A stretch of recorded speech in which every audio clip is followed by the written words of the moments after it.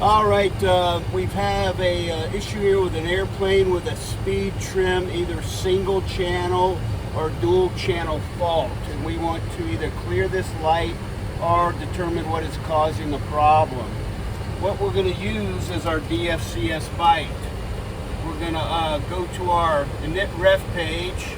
That's this button here. I'll press init ref, hit index. From there, I'm going to hit maintenance. Now, from the maintenance menu, if I'm following the manual guidance from Boeing Maintenance Manual, I'm going to select DFCS. When I select DFCS, the system is going to go into a short self-test. Sometimes the single channel Speedtrim fault will clear at this point. Other times it won't. Just depends. See what happens for you. Now I'm going to reach up here on the overhead and set my FMC transfer switch to both on left. Now I have my main fault menu. So what I'm going to do here is I'm going to select fault review. And I'm going to take a look at current status. At this point, I can select channel A, which is autopilot A, channel B, autopilot B, or both channels. For this demonstration, we're going to go ahead and select both channels.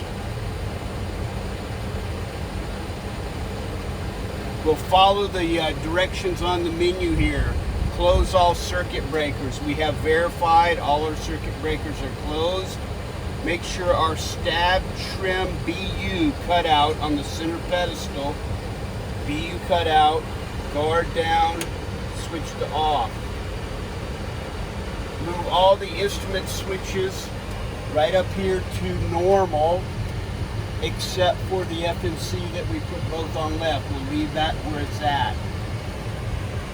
Turn off the A and B hydraulics. A and B hydraulics, electric driven, are off. Leave the integer bumps on. Set both MSUs to align our nav. We want to align our IRUs. Our IRUs are already aligned. We go ahead and do that before we even got into the BITE. Now I'm going to press continue on the MCDU. And we're going to go into a little quick test here. Again, at this point, Speedtrim may clear. It may not. If it doesn't, we'll keep moving forward till it either clears or we find out the reason that the fault has been enunciated. All right, our auto test passed. I'm going to hit continue.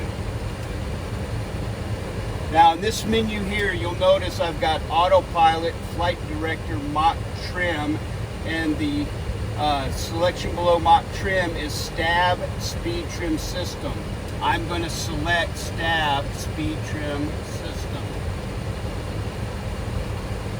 It's going to give me a warning about hydraulics. I'm going to clear the airplane, make sure all my surfaces are clear, make sure no personnel is in the way, especially on the tail of the airplane with the stabilizer and the elevator. That's what we're going to be testing. I'm going to go ahead and give my ground call a couple pops, let people know what's going on downstairs. Hit continue. Alright, let's follow the screen here. Verify surfaces are clear. Pressurize the A and B hydraulics. I'm going to come up here to the hydraulic panel, the two center switches here. My B system electric, my A system electric. I'm going to hit continue. Make sure the stab trim circuit breaker is closed on the P62 panel. We're going to make sure it's closed, and it is closed. Move the stab trim cutout switches to normal. Come back down here, the BTU stab trim switch, we'll take it back to normal. Hit continue.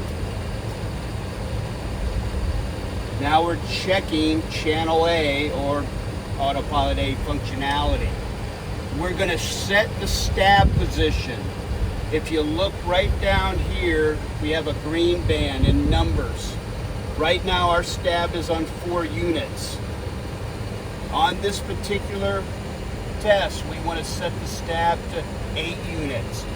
So I'm going to take the pickle switch here on the control wheel, and in this case I'm on the FO side of the cockpit. You can do it from the captain's side as well. And I'm going to rotate that guy down to 8 units. And as you see here, we're coming through 5, rolling on down to 6, 7,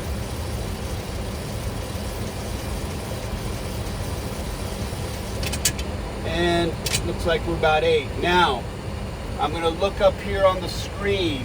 It says that we are going to shoot for nominal 2.54 volts. Upper limit is 2.59, lower limit is 2.49 volts. Right now our A side, which we're testing, is 2.45. I'm in the range, but I'm going to get a little closer. I'm a little anal here, I believe, and see if I can get that a little closer to 2.54.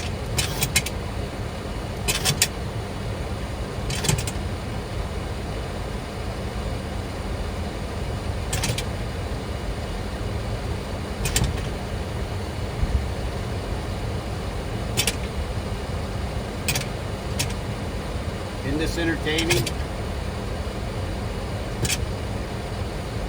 That's close enough. Ooh, look at that. I'm going to Vegas.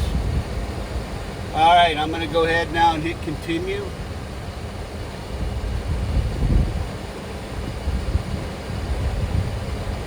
Engage the A autopilot to command up here on the glare shield. A autopilot command. The test is in progress. We are now doing something called the surface test.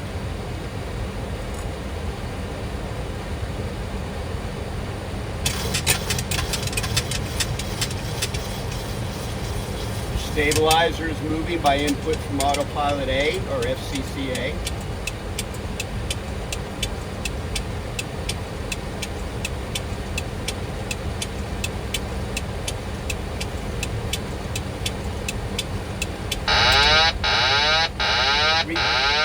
Reach up and press the disconnect button. Now it says, is the stab out of trim enunciator on? I'm going to look up here, and it is. It appears to be the left side. That's fine. We're testing the left side. I'm going to answer yes. I will wait a few seconds, and it will ask me, is the stab out of trim warning enunciator off? I'll verify up here, whoops, again, and it is off. So I'll answer yes. Kind of monkey see, monkey do here. Is the Speedtrim fail enunciator on? I'm going to look up to the P5 overhead. And yes, it's on. I'm going to answer, yes, it's on. Then if you'll notice, it changed, is the Speedtrim fail enunciator off? I'm going to look up here again, and sure enough, the Speedtrim enunciator's off. I'm going to answer yes.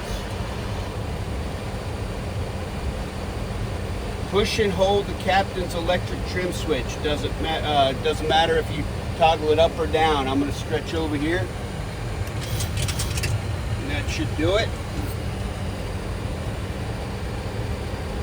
Now it says the stab trim A and B's relay interface pins J1C. So in this case, I've got a message why my stab trim failed, and I can take that maintenance message to the FIM and do the troubleshooting. Test data is not going to do me any good at this particular time, so I'll quit the test. Surface test failed. Select test results for failed data. Again, I can take a look at the test results for failed data, and it's going to give me the same information I had before. So if it fails, we'll have a reason why it failed. And come on out of here. So it doesn't look like we'll be clearing this one anytime in the near future for our speed trim problem. It was not a quick reset on the noose install. We had a hard failure. All right, go ahead, cut it.